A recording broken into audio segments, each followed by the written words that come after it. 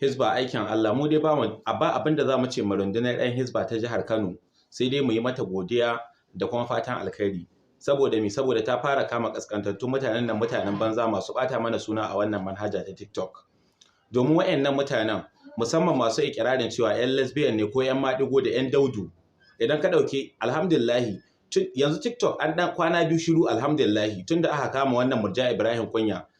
Mun ma ji raɗi-raɗin cewa an ba da belinta a bayan fage. To muna kira wa gwamnatin jihar Kano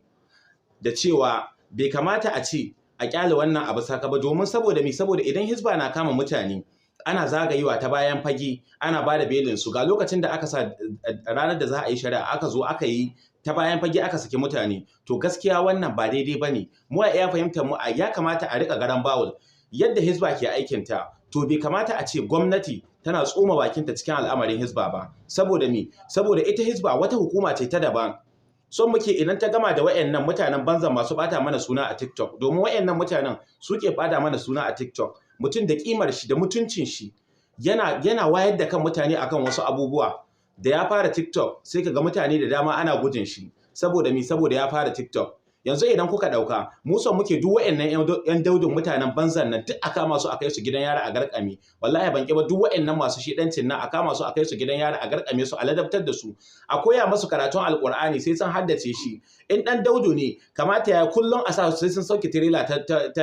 ta siminti kullum a sa su sauki tirela ta siminti wannan shine duk wannan karere da sauran iskancin nan duk su bayyan su wallahi wayannan mutane ire-iren su ya kamata a ce duk ana dakatarwa wayannan yan daudun da wayannan masu akwai wata yarinya na nan mai fadin cewa ita yan lesbian ce duk wanda ma zai aure ta dole ya bari ta auro nata ita ma da aka kama ta ai yanzu kaji mukui to duk ire-iren su ya kamata a bi ɗaya bayan ɗaya idan aka gama da su sai a dawo duk wani ɗan iska da aka ga yana iskanci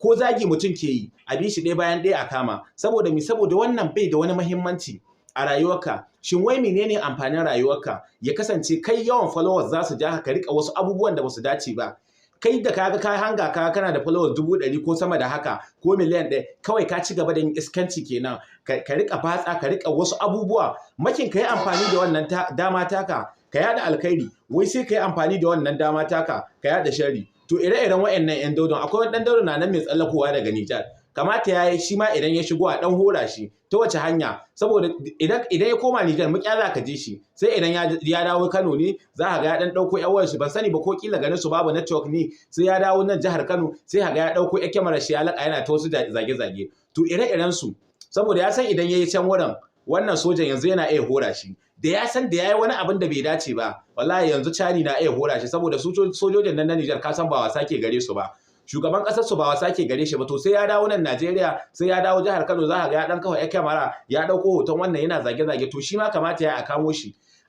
a hora shi dan duk shi ya gurbata Murja Ibrahim Kunya duk suna ɗaya daga cikin mutanen da suka gurbata Murja Ibrahim Kunya to ya kamata irin waɗannan mutanen a rika kamo su ɗaya bayan ɗaya ana hukunta su ana yi musu hukuncin da ya dace da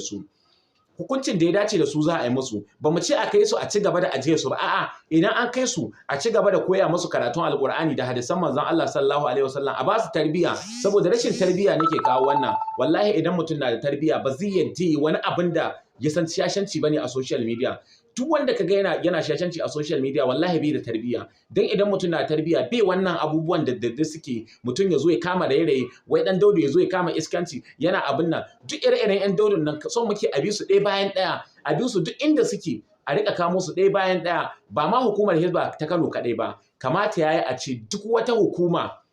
duk a ce a ƙasa akwai shugaban kwamandan Hisba na ƙasa wanda duk iskancin duk inda ka shiga a Najeriya zai sa a damƙo ka a kawo ka a hora ka wallahi haka wannan gwamnati ya kamata ta yi dan mu shugaban hukumar Hisba na jihar Kano Malam Aminu Ibrahim Daura ba abin da za mu ce maka sai dai mu yi maka addu'a da fatan alkhairi Allah kare mana rayuwarka kuma Allah saka maka da alkhairi salan alin za a kamo ka lokacin da aka kira yan TikTok aka yi musu abin nan aka yi musu nasiha aka kwatanta musu cewa wannan abubuwan da suke sai amfani da TikTok wallahi TikTok manhaja ce dan mu suna iya jawo mana matsala saboda idan suka ƙi barin abin da za su yi, ana iya bani din TikTok din, ana iya